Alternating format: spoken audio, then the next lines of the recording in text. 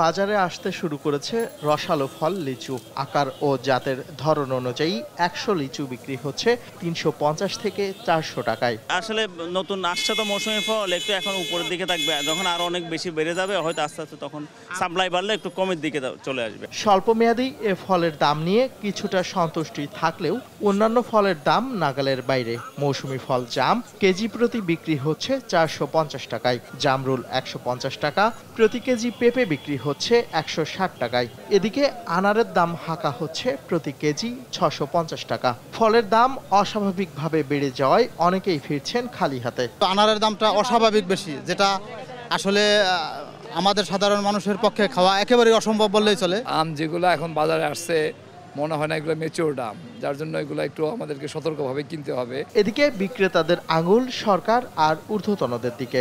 সরকারি অব্যবস্থাপনাকে দুষছেন তারা। খাদ্যমন্ত্রী জানে এবং বাণিজ্য মন্ত্রী জানে, যারা সিন্ডিকেট করে তারা জানে, ওই ব্যবসায়ীরা জানে, আমরা তা জানি না। আমরা তো দুইটা আনি দুইটা বেঁধে আমাদেরকে সদাগর বলে।